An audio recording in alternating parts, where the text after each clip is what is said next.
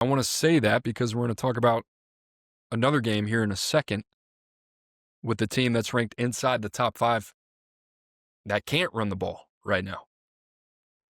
And that's LSU. LSU 20-10 victory over Florida at home. Death Valley. Brian Kelly, I believe, goes to 17-1 at nighttime in Baton Rouge. That's what you want. Home field advantage is your best friend. In LSU's defense, let's start there because they were the story of the game. They picked off DJ Lagway 5 times. And this game early was a little nervy for LSU. They lose Whit Weeks to a targeting penalty. He's ejected.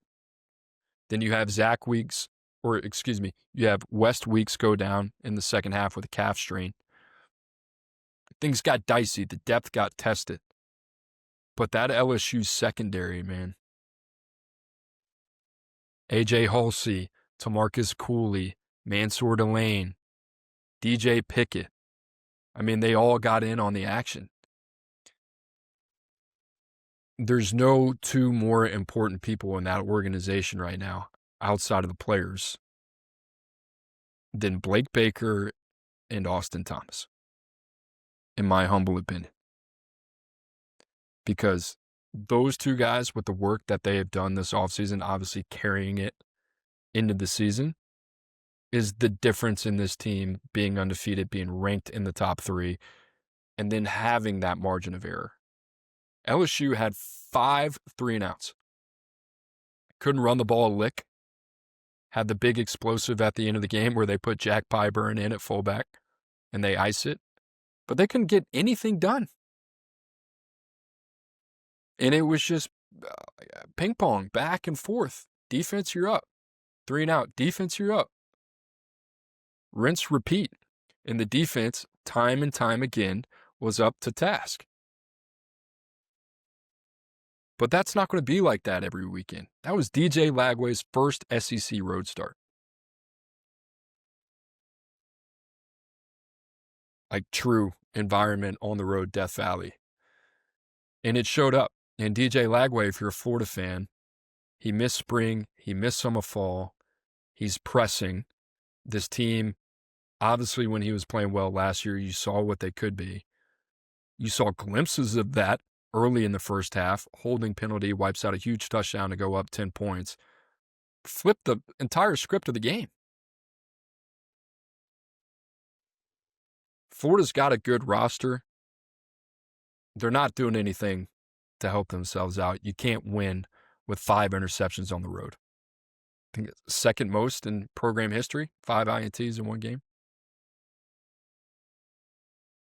So Florida, DJ Lagway, now with that schedule, it gets really, really, really, really, really dicey for Billy Napier.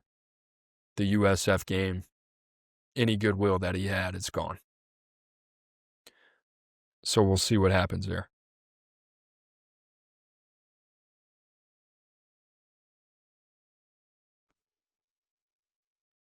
The point I was making with Marcel Reed is that LSU's most dynamic running game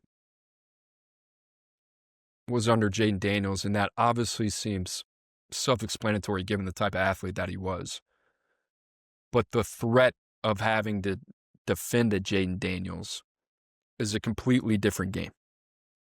And for Garrett Nussmeier, that threat does not exist.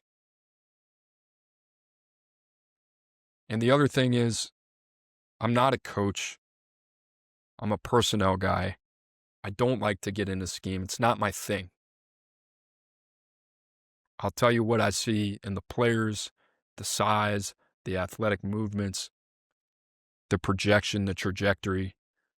But I thought Florida was a little vulnerable on the edge coming into the game based off of what we saw against USF. And they didn't really test it. They didn't want to run behind Tyree Adams. They didn't want to run behind Weston Davis. I can understand that. But you're trying to run on Caleb Banks, a potential top 32 pick, behind Braylon Moore, who's given you everything he's got on a sprained ankle. The running game has to show up for this team to have a legitimate shot at winning a national championship. And as good as the defense is, no defense, in my opinion, is good enough to be able to carry this type of offensive performance week in and week out. And I don't know if you saw it, there was a little interaction between Brian Kelly and a reporter at post-game where he was being questioned, rightfully so, on the lack of offensive production in the running game. And he responded by saying, "You're spoiled." And both of them are right. That's the reality.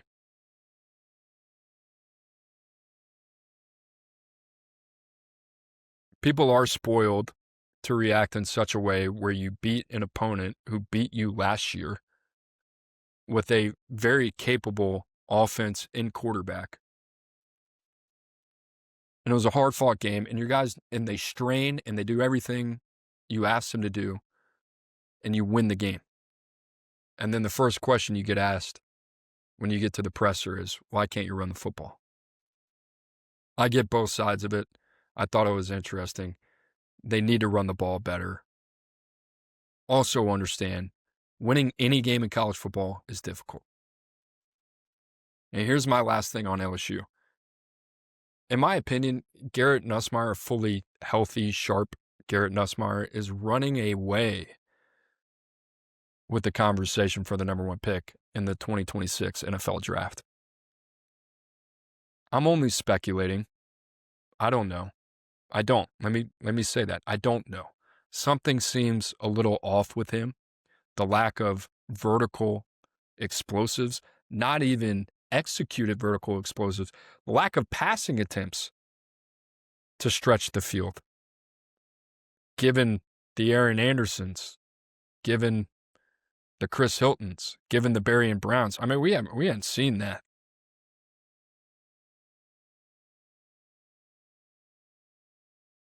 He just seems a little off, and I can't help but think maybe he's a little banged up.